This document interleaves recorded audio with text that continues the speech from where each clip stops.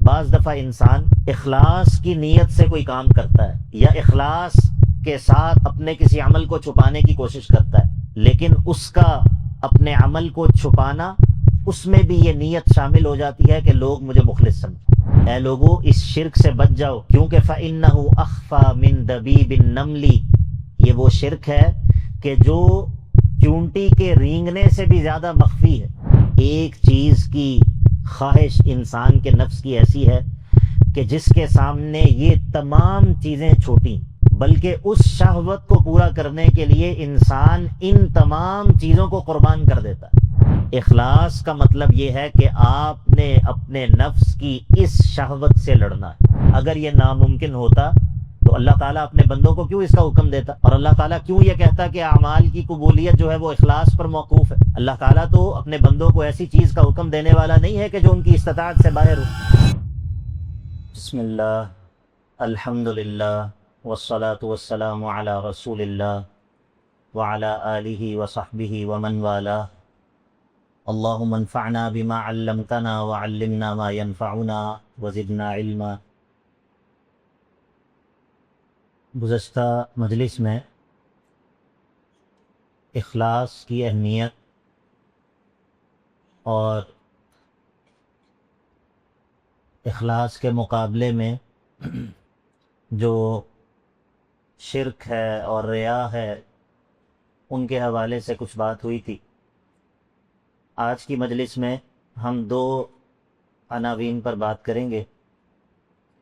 ایک تو یہ ہے کہ اخلاص اتنا مشکل کیوں ہے، اخلاص ایسی عبادت کیوں ہے، ایسا عمل کیوں ہے کہ جو انسان کے نفس پر انتہائی بھاری ہے۔ اور دوسری بات وہ ہم یہ کریں گے کہ اخلاص کو پیدا کرنے کا طریقہ کیا ہے، اخلاص کو حاصل کرنے کا راستہ کیا ہے۔ اللہ کے نبی علیہ السلام کے زمانے میں ایک شخصیت ایسی بھی ہے کہ جو اللہ کے نبی علیہ السلام کی زیارت نہیں کر سکے، لیکن اللہ کے نبی علیہ السلام کو اللہ رب العزت نے ان کے بارے میں بتایا، اور اللہ رب العزت کے حکم سے، اللہ رب العزت کی اطلاع سے اللہ کے نبی علیہ السلام نے سیدنا عمر رضی اللہ عنہ کو یہ کہا کہ اے عمر، یمن سے ایک شخص آئے گا، یمن کا رہنے والا ایک شخص ہے اویس، جب وہ آئے تو اس سے اپنے لیے مغفرت کی دعا کروانا۔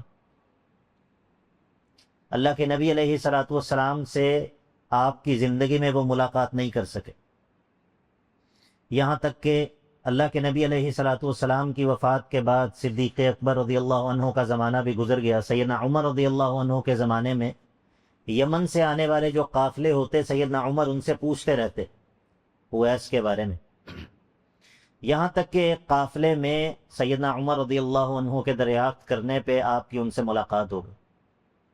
جب ملاقات ہو گئی تو انہوں نے، سیدنا عمر رضی اللہ عنہ نے ان سے کہا کہ آپ میرے لیے مغفرت کی دعا کریں، مجھے اللہ کے نبی علیہ السلام نے آپ کے بارے میں بتایا تھا اور آپ سے دعا کروانے کا کہا تھا۔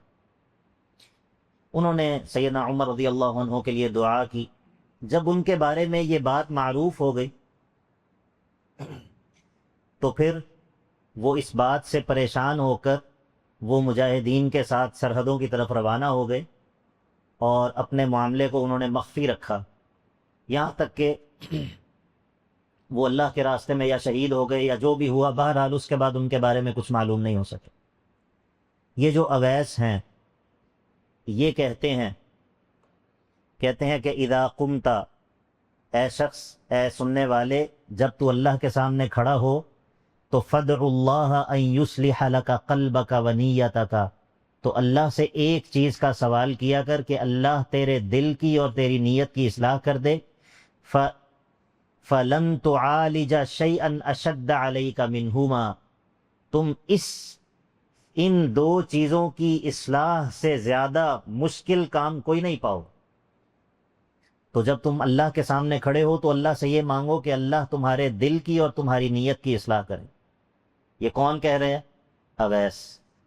ایسا شخص کہ جو اپنا معاملہ ظاہر ہونے کے بعد جب ان کا معاملہ لوگوں پر کھلا تو انہوں نے اس چیز کو برداشت نہیں کیا، بلکہ انہوں نے گمنامی کی زندگی کو پسند کر لیا، اور وہ اللہ تعالیٰ کے راستے میں مجاہدین کے ساتھ روانہ ہو گئے تاکہ میں ایسے علاقے میں چلا جاؤں کہ جہاں پر لوگوں کو میرے بارے میں اس فضیلت کا علم نہ ہو۔ تو یہ ان کی نصیحت کہ بندہ جو ہے وہ اللہ تعالیٰ سے اس اخلاص کی دعا کرے، کیونکہ اخلاص اور نیت کی اصلاح اور انسان کے دل کی اصلاح ہو جانا یہ انتہائی مشکل چیز۔ اب سوال یہ ہے کہ اخلاص آخر نفس پر اتنا بھاری کیوں ہے؟ اخلاص اتنی مشکل عبادت کیوں ہے؟ اس کی 3 بڑی وجوہات ہیں۔ سب سے پہلی وجہ وہ تو یہ ہے میرے بھائیوں کہ اخلاص کا مطلب ہی یہ ہے کہ عبادت میں انسان کے اپنے نفس کا جو حصہ ہوتا ہے، ہر عبادت میں انسان کے نفس کا بھی کچھ حصہ ہوتا ہے۔ مطلب انسان بعض اوقات کوئی عبادت کرتا ہے، اس کے نتیجے میں اس کے نفس کو بھی کچھ لذت ملتی ہے، بعض دفعہ لوگوں کی طرف سے، بعض دفعہ جو ہے وہ خود انسان کا نفس کسی عمل میں مزہ محسوس کرتا ہے۔ اخلاص کا مطلب یہ ہے کہ آپ اپنے پورے کے پورے عمل کو اللہ کے لیے خالص کر دیں، یہاں تک کہ نفس کا بھی اس میں کوئی حصہ باقی نہ رہے۔ تو ظاہر ہے کہ جب نفس کا حظ، نفس کا حصہ آپ اس سے چھینتے ہیں اور اس کو اللہ کے لیے اکیلے خالص کرنے کی کوشش کرتے ہیں، تو یہ چیز انسان کے نفس پر شاق گزرتی ہے، یہ چیز انسان کے نفس پر بھاری ہے، کیونکہ اس میں نفس کا حصہ اور نفس کی جو لذت ہے وہ اس سے چھینی جاتی۔ یہ وجہ ہے کہ انسان کے لیے بعض دفعہ انسان کسی عمل پر، کسی ظاہری عمل پر پابندی کر لیتا ہے، کسی ظاہری عمل پر مواظبت، اس کی مداومت اور پابندی وہ اس کے لیے آسان ہوتی ہے، لیکن اخلاص اول تو پیدا کرنا مشکل ہے، لیکن انسان کچھ دیر کے لیے اخلاص پیدا کر بھی لے، اس پر مستقل جمے رہنا، اس پر مداومت اور اس پر پابندی، یہ اس سے بھی زیادہ مشکل۔ تو پہلی وجہ تو یہ ہے کہ انسان کے نفس کا حصہ، اخلاص میں انسان کے نفس کا کوئی حصہ نہیں باقی رہتا، انسان کا عمل خالص اللہ کے لیے ہو جاتا ہے، اور انسان کی اپنی نفس کی جو لذتیں اس میں شریک ہوتی ہیں وہ جو ہے وہ نفس سے چھن جاتی۔ دوسری وجہ میرے بھائیوں وہ یہ ہے کہ انسان کا قلب، اس کو قلب اسی لیے کہا جاتا ہے کہ اس میں آنے والے خیالات، اس میں آنے والے وسوسے، اس میں آنے والے خواطر، ان کا سلسلہ منقطع نہیں ہوتا، ان کا سلسلہ رکتا نہیں ہے، اور انسان کا قلب وہ ہر لمحے ایک نیا خیال، ایک نئی رائے اور ایک نیا مقصد انسان کے دل میں وارد ہوتا ہے۔ اب جب معاملہ ایسا ہے تو اخلاص کو پیدا کرنا، پھر اخلاص کو قائم رکھنا، اپنے دل کی ڈائریکشن اور اپنے دل کی توجہ کو درست رکھنا، یہ بہت مشکل ہے۔ بعض دفعہ انسان اخلاص کی نیت سے کوئی کام کرتا ہے، یا اخلاص کے ساتھ اپنے کسی عمل کو چھپانے کی کوشش کرتا ہے، لیکن اس کا اپنے عمل کو چھپانا، اس میں بھی یہ نیت شامل ہو جاتی ہے کہ لوگ مجھے مخلص سمجھیں۔ یعنی کہ ایک تو یہ ہے کہ انسان اپنے عمل کو ظاہر کرتا ہے، ایک یہ ہے کہ انسان اپنے عمل کو چھپانے کی کوشش کرتا ہے، اپنے عمل کو مخفی رکھنے کی کوشش کرتا ہے، لیکن اس کا اپنے عمل کو مخفی رکھنا، بعض دفعہ اس میں یہ خواہش موجود ہوتی ہے کہ لوگوں کو پتہ چلے کہ میں اپنے عمل کو چھپانے کی کوشش کر۔ ریا اور اخلاص کے منافی جو چیزیں ہیں میرے بھائیوں، وہ اتنی باریکی سے اور اتنے خفیہ طریقے سے انسان کے دل میں داخل ہوتی ہیں کہ انسان ان کی طرف متنبہ بھی نہیں ہوتا، اور وہ چیز انسان کے دل میں جو ہے وہ جگہ بنا لیتی۔ اسی لیے اللہ کے نبی علیہ الصلوۃ نے یہ بات کہی ہے، مسند احمد کی حدیث ہے، کہا کہ ایھا الناس اتقوا ھذا الشرک، اے لوگو اس شرک سے بچ جاؤ، کیونکہ فإنہ اخفی من دبیب النمل، یہ وہ شرک ہے کہ جو چونٹی کے رینگنے سے بھی زیادہ مخفی ہے۔ تو پوچھنے والے نے پوچھا کہ اے اللہ کے نبی علیہ الصلوۃ والسلام، جب یہ اتنا مخفی ہے، اتنا پوشیدہ ہے، تو اس سے ہم کیسے بچیں؟ تو اللہ کے نبی علیہ الصلوۃ والسلام نے یہ دعا سکھائی کہ اللہ تعالیٰ سے یہ دعا کیا کرو کہ اللہم انا نعوذ بک من ان نشرک بک شیئا نعلمہ ونستغفرک لما لا نعلمہ. اللہ تعالیٰ سے دعا کیا کرو. تو بہرحال مراد یہ ہے کہ اللہ کے نبی علیہ الصلوۃ والسلام نے اس کو کس چیز سے تشبیہ دی ہے؟ چونٹی کے رینگنے سے. اس سے آپ اندازہ لگائیے کہ انسان کے مقاصد میں ملاوٹ اور خلل، اس کا داخل ہونا وہ اتنی باریکی سے ہوتا ہے کہ انسان کو اندازہ بھی نہیں ہو پاتا. یہ دوسری وجہ ہے اور یہ دوسرا سبب ہے کہ اخلاص کو پیدا کرنا، اخلاص پر قائم رہنا، یہ انسان کے لیے بڑا دشوار ہے. یہ ایک مستقل مجاہدہ اور مستقل محنت کا میدان.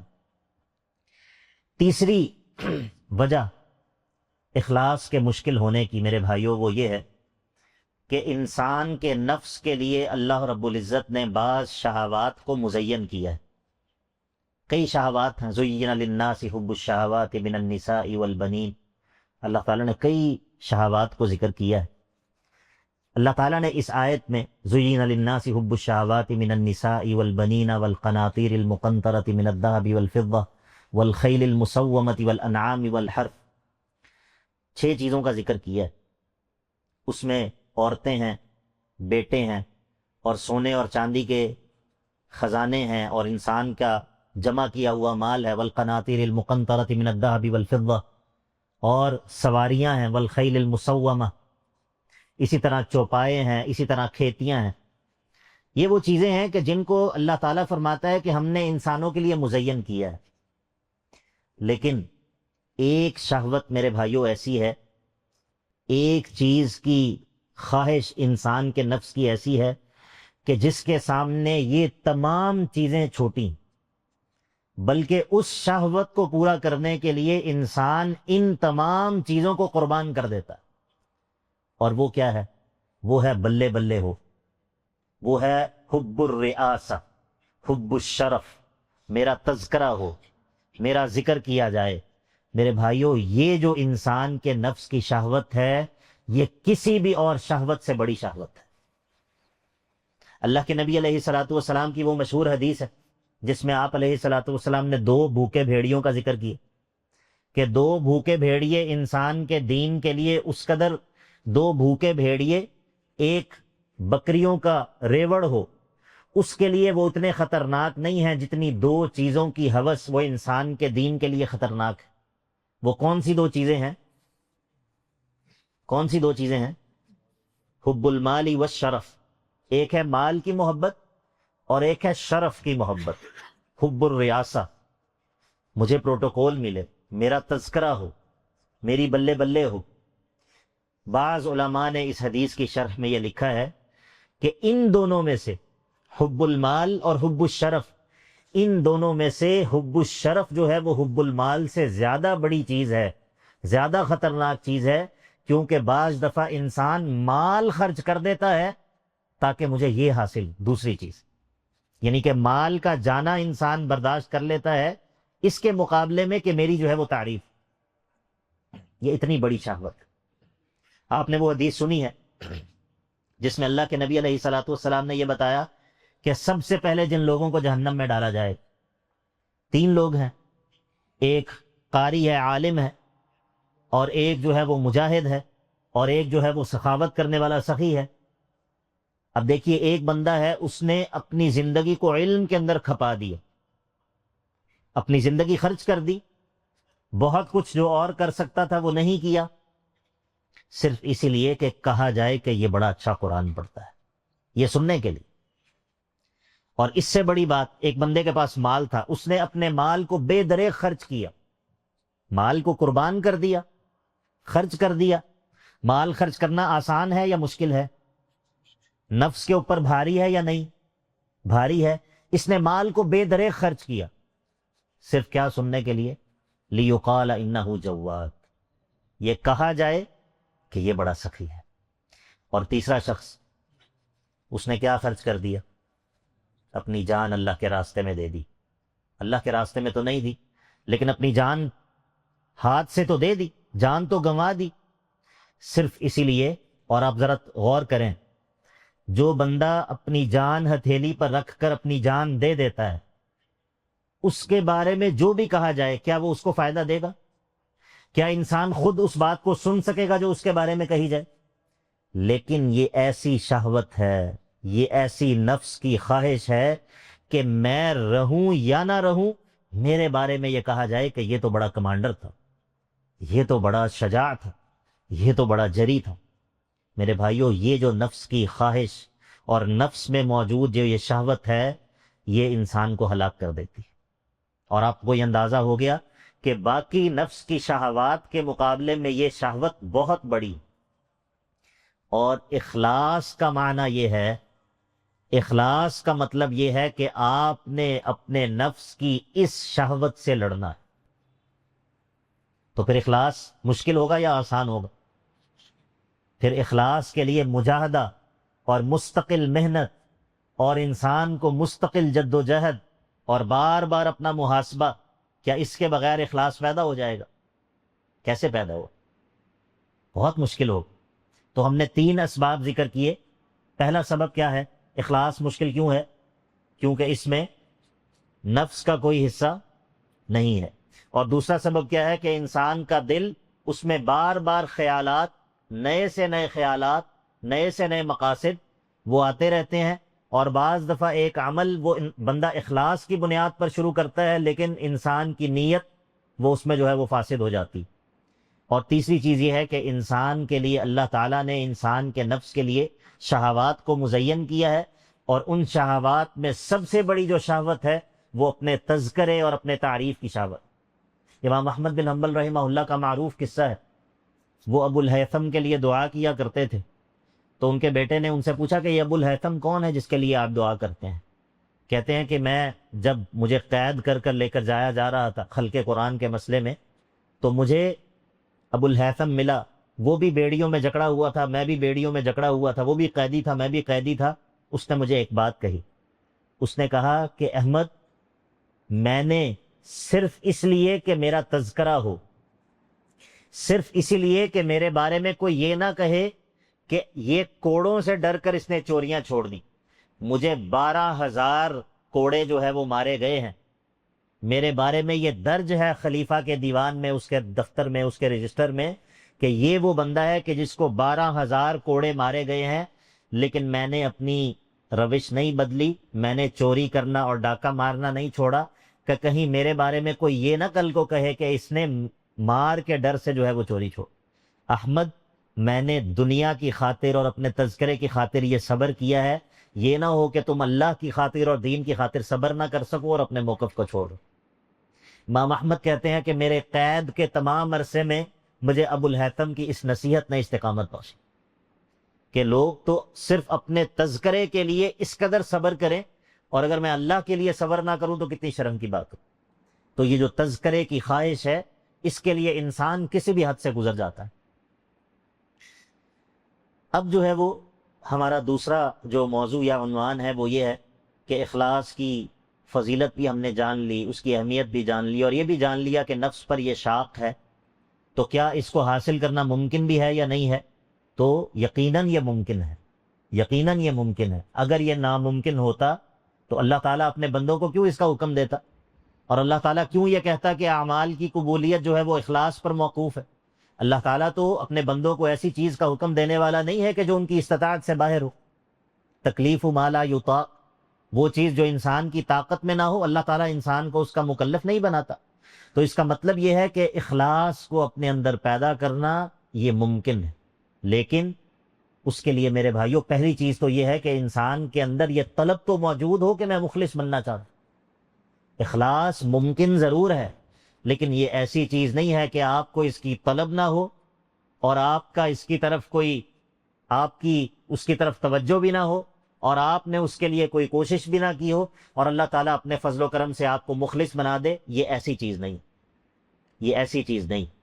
تو اخلاص کو پیدا کرنے کے اسباب میں سے سب سے بڑا اور سب سے پہلا سبب میرے بھائیوں وہ یہ ہے کہ انسان اللہ تعالیٰ سے مدد طلب کرے اور اللہ سے یہ کہے کہ اے اللہ، میں اخلاص کو پسند کرتا ہوں، میں مخلصین سے محبت رکھتا ہوں، میں مخلص نہیں ہوں لیکن میری خواہش ہے کہ میں مخلص بن جاؤں۔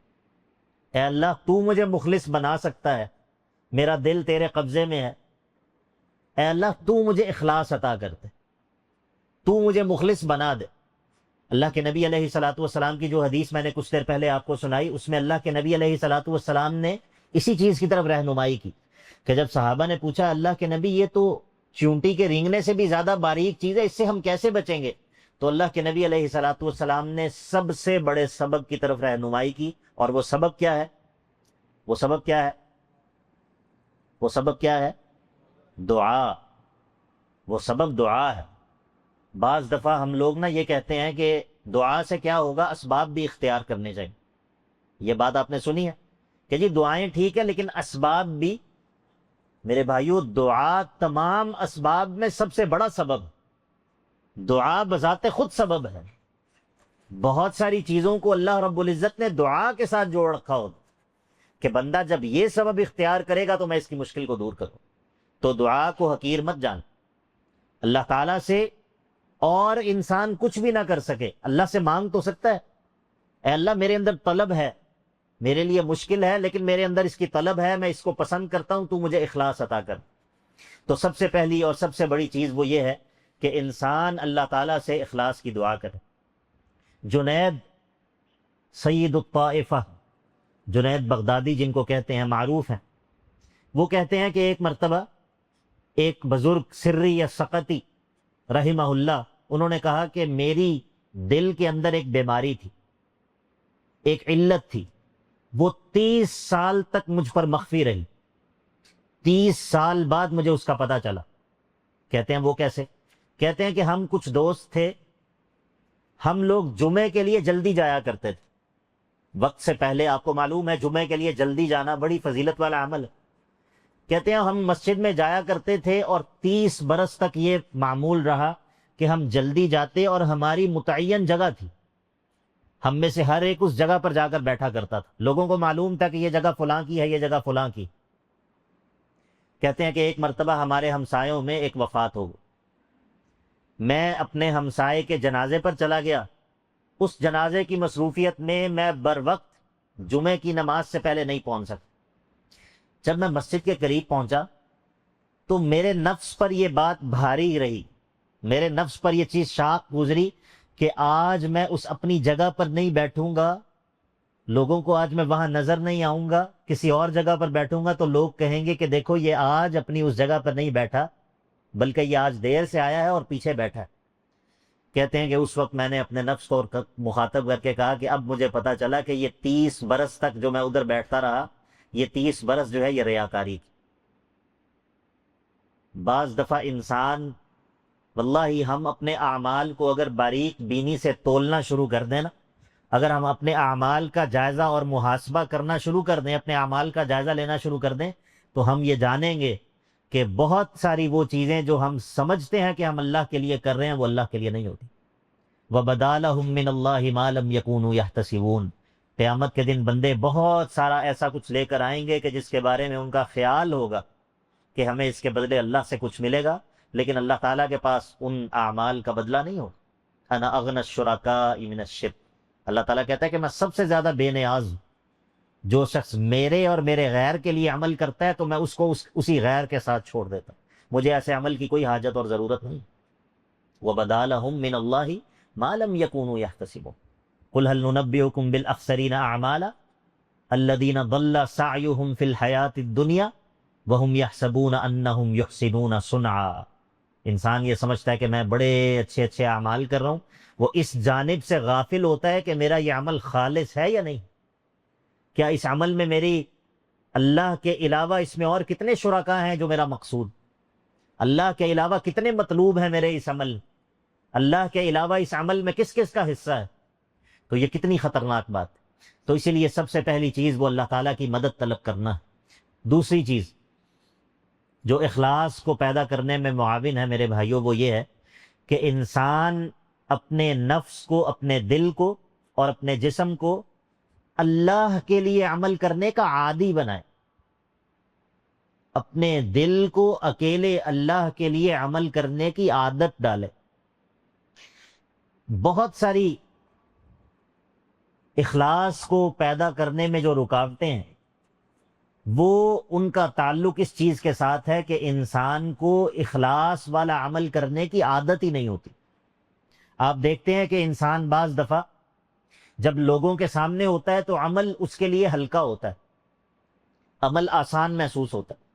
اس کے مقابلے میں جب انسان تنہا ہو وہی عمل انسان کو بھاری محسوس ہوتا ہے، انسان کے لیے وہ عمل کرنا جو ہے وہ نسبتاً دشوار ہو جاتا ہے۔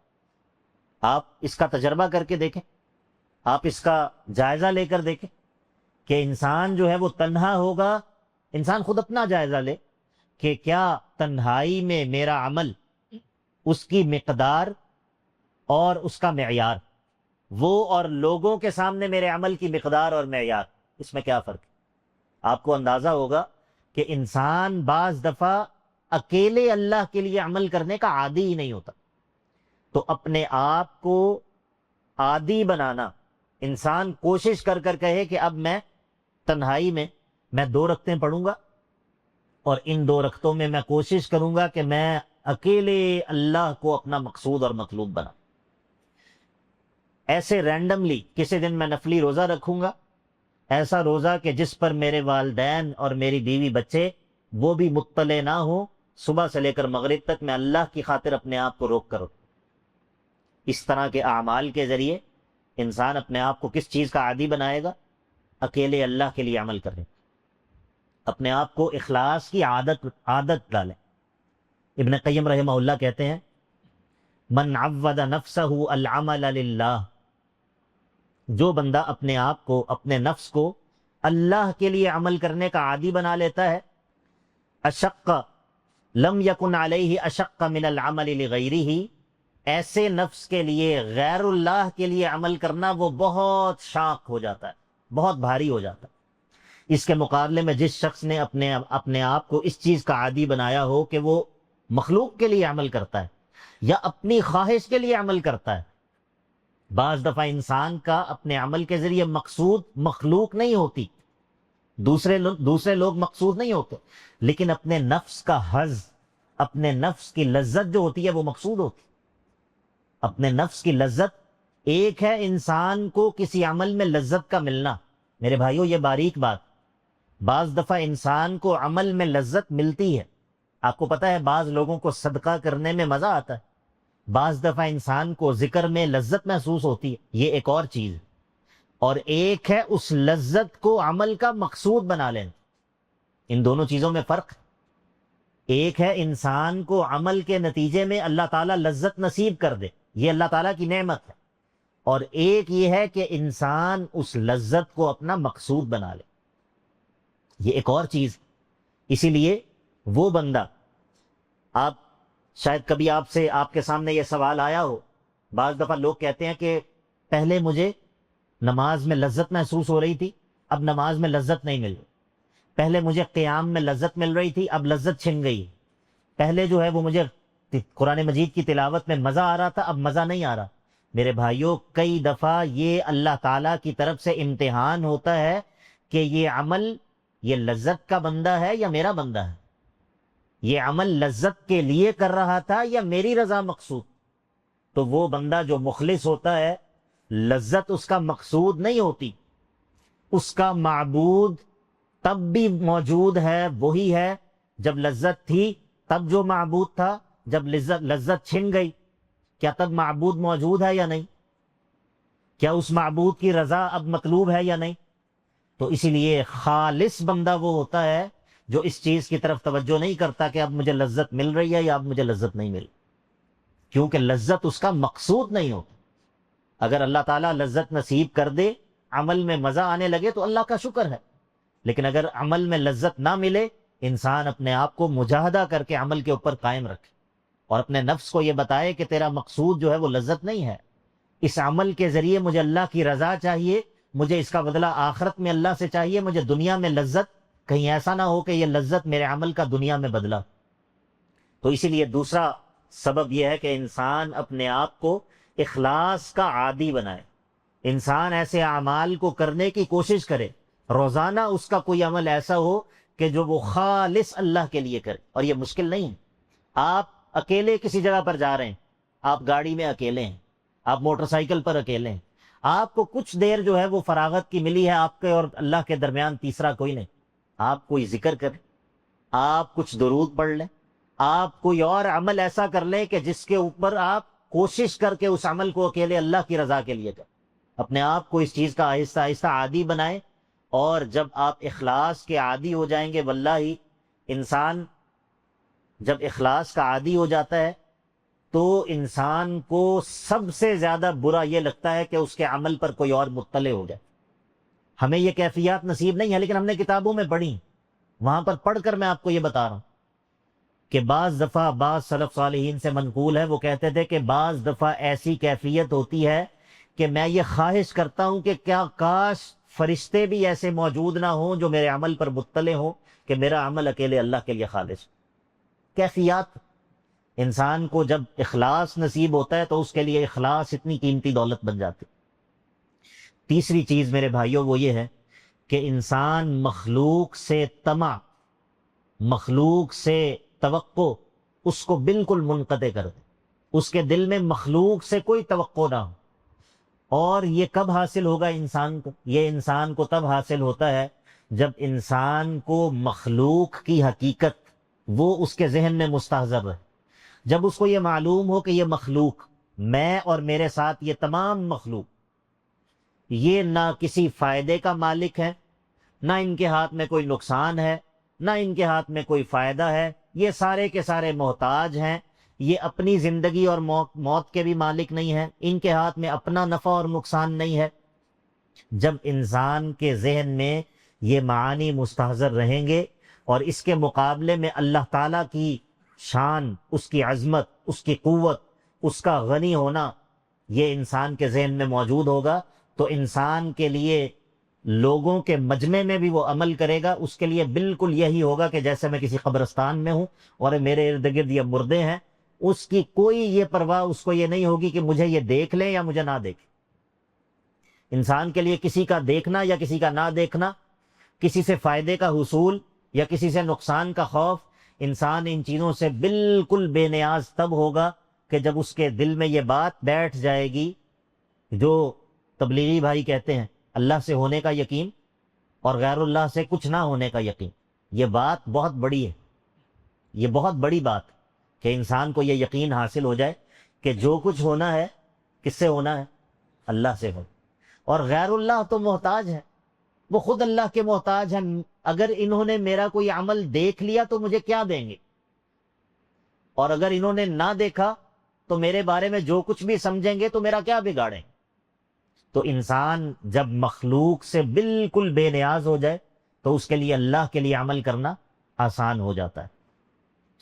چوتھی چیز یہ ہے کہ انسان اپنے عمل کو حد الامکان مخفی رکھنے کی کوشش کرے۔ بعض اعمال وہ ہیں جو کہ انسان نے لوگوں کے سامنے کرنے، باجماعت نمازیں ہیں یا دیگر جو ایسے اعمال ہیں جن کا تعلق جو ہے وہ اجتماع کے ساتھ، ظاہر ہے وہ اعمال تو انسان جو ہے وہ لوگوں کے ساتھ مل کر کرے گا۔ لیکن اس کے علاوہ انسان کی زندگی میں میرے بھائیوں ایسے اعمال ضرور ہونے چاہیے کہ جن کو اس کے اور اس کے رب کے علاوہ کوئی نہ جانتا۔ ایسے اعمال انسان کی زندگی میں ضرور ہونے چاہیے، اور خاص طور پر یہ سوشل میڈیا نے ہماری زندگیوں میں جو کوئی تھوڑی بہت پرائیویسی تھی وہ بھی ختم کر دی۔ انسان کا کوئی ایسا زندگی کا عمل نہیں ہوتا کہ جو اس نے جو ہے وہ لوگوں کے سامنے جس کا اشتہار نہیں لگایا ہو۔ یہ کوئی اچھی بات نہیں ہے، یہ کوئی مناسب بات نہیں ہے، اور ہم نے اپنے آپ کو یہ تسلی دی ہے کہ عمل کو ظاہر کرنے سے لوگوں کو ترغیب بھی ملتی۔ ہم نے لوگوں کو ترغیب دینے کی مصلحت کے لیے، لوگوں کو پتہ نہیں ترغیب ملے یا نہ ملے، لیکن میں اپنا کباڑا کروں۔ اگر آپ نے لوگوں کو ترغیب دے دی اور آپ کے سب اعمال برباد ہو گئے تو یہ آپ کا فائدہ ہے؟ یا ایھا الذین آمنوا قوا انفسکم واہلیکم نارا، آپ اپنے اعمال کی فکر پہلے کر لیں، اپنے آپ کو جہنم سے بچانے کی فکر کر لیں۔ لوگوں کو ترغیب دینے کے اور بہت سارے ذرائع ہیں، یا میں نے ہی اپنے اعمال کے ذریعے پورے تمام مخلوق کو ترغیب دینی ہے اور ان کو ترغیب دینے کا اور کوئی ذریعہ نہیں۔ یہ شیطان کی تلبیس ہے۔ کوئی عمل، کون ایسا بندہ ہے جو حج اور عمرہ کرنے جاتا ہے اور تمام دنیا کو یہ بتاتا نہیں؟ اگر میں حج یا عمرہ کرنے جاؤں گا اور لوگوں کو پتہ نہیں چلے گا تو اس سے کیا نقصان ہوگا؟ اس سے میرا کیا نقصان ہوگا؟ تو بہرحال یہ انتہائی اہم چیز ہے کہ انسان حد الامکان یہ کوشش کرے کہ جس عمل کو وہ مخفی رکھ سکتا ہے اس کو مخفی رکھے۔ پانچویں چیز یہ ہے کہ انسان اپنے نفس کا مستقل محاسبہ کرے، ہر عمل سے پہلے، ہر عمل کے بعد اپنے نفس کو روک کر یہ پوچھے اور دیکھے، اپنے نفس کو ٹٹولے اور جائزہ لے کہ یہ عمل میں نے کیوں کیا، اس عمل کے ذریعے میرا مقصود اور مطلوب کیا تھا۔ میرے بھائیو، یہ مستقل محاسبہ، اس کے بغیر انسان کا نفس وہ مستقیم اور سیدھا نہیں ہو سکتا۔ اور چھٹی چیز یہ ہے کہ انسان ایسی جگہوں سے دور رہے، بچنے کی کوشش کرے کہ جہاں پر اس کو تصنع اور بناوٹ اور تکلف سے کام لینا پڑے۔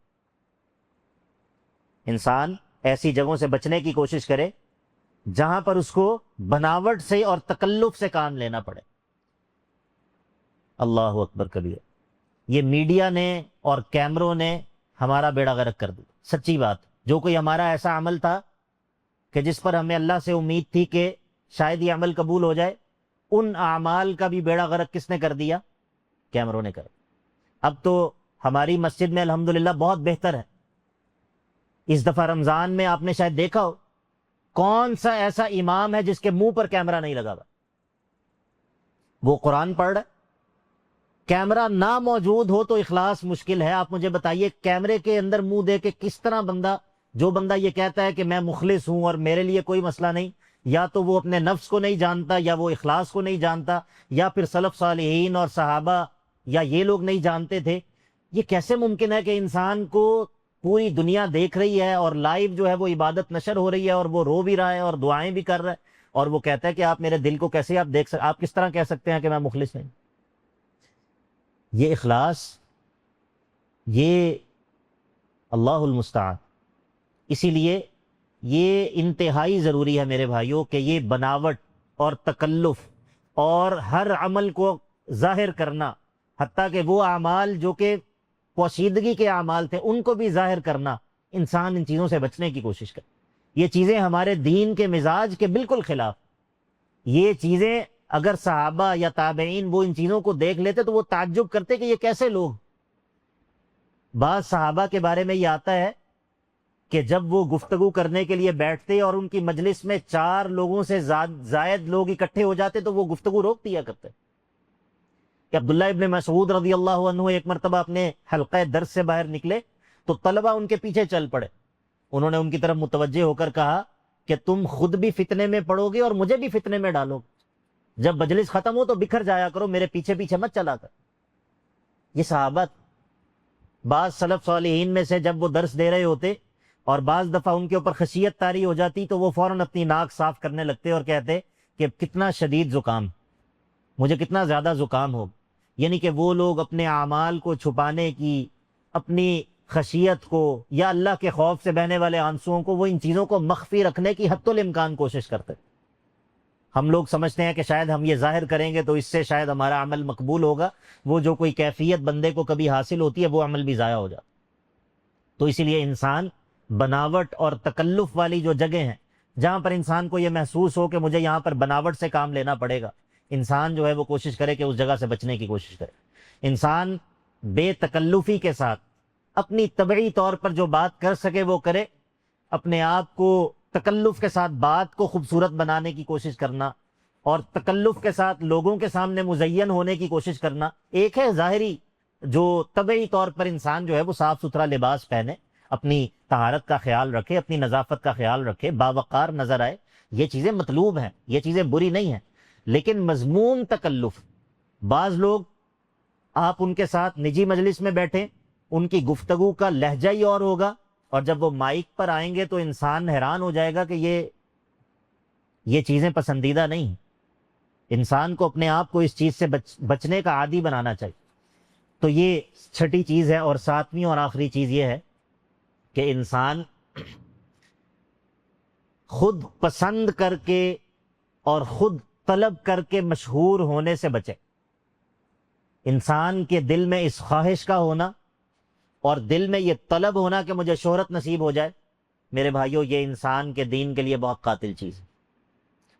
ہم اس میں مبتلا ہیں، لیکن واللہ انسان جو ہے وہ اس میں انسان بہت عافیت میں ہے کہ اس کو کوئی جانتا نہ ہو، کوئی اس کی طرف متوجہ نہ ہو، وہ مجلس میں آئے کوئی اس کی طرف متوجہ نہ ہو، وہ موجود نہ ہو کوئی اس کی غیر موجودگی کو محسوس نہ کرے، واللہ اس سے زیادہ بندہ عافیت میں نہیں۔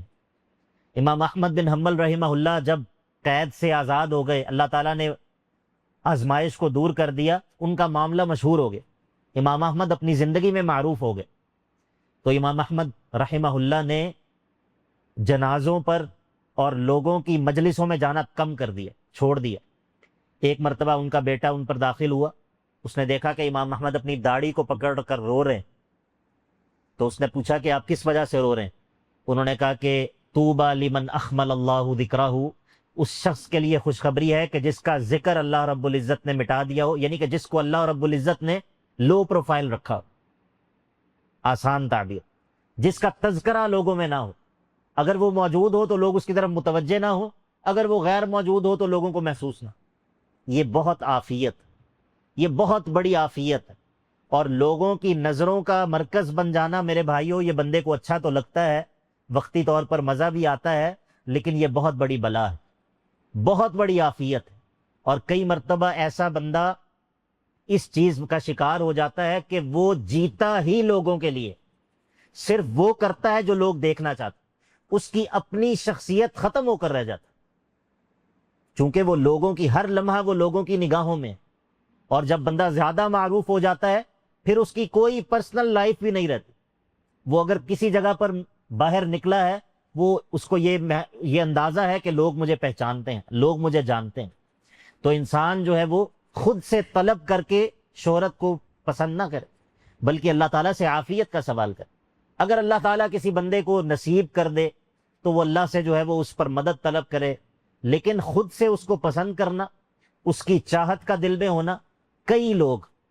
کئی ایسے لوگ کہ جنہوں نے علم حاصل کیا، بڑے باوقار لوگ، جب وہ یہ شہرت کی طلب کے مرض میں مبتلا ہوئے، ایسے ایسے عجیب کام، ایسے ایسے وقار سے گری ہوئی حرکتیں، اور ایسی ایسی چیزیں کہ انسان حیران ہوتا ہے کہ کیا کوئی باوقار شخص یہ کام کر سکتا ہے؟ لیکن جب انسان کو اس چیز کا نشہ لگ جاتا ہے، انسان ہر چیز کو بلا دیتا، کیونکہ انسان جب تک الٹے سیدھے کام نہیں کرتا، وقار سے گری ہوئی حرکتیں نہیں کرتا، انسان معروف اور مشہور نہیں ہوتا۔ آپ کو معلوم ہے کون سی چیزیں جو ہے وہ وائرل ہوتی ہیں، کون سی چیزیں جو ہیں ان کو زیادہ ہائپ ملتی، تو انسان شہرت کے چکر میں، اور پھر شیطان یہ پٹی بھی پڑھاتا ہے کہ تم اپنے لیے تو مشہور نہیں ہو رہے، تم تو دین کے لیے مشہور ہو۔ یہ سب سے خطرناک شہرت، کہ انسان اپنی شہرت کو کس چیز کا لبادہ اڑا دیتا ہے کہ میرے مشہور ہونے میں تو دین کا فائدہ۔ اتنی بڑی شیطان کی تلبیس ہے کہ بندہ اپنے اعمال کو برباد کر دیتا ہے ایک وہمی فائدے کے لیے کہ میں مشہور ہو جاؤں گا تو دین کی پتہ نہیں کون سی مصلحت پوری ہو جائے گی۔ تو اسی لیے یہ کچھ اسباب ہیں، میں ایک مرتبہ دہرا دیتا ہوں۔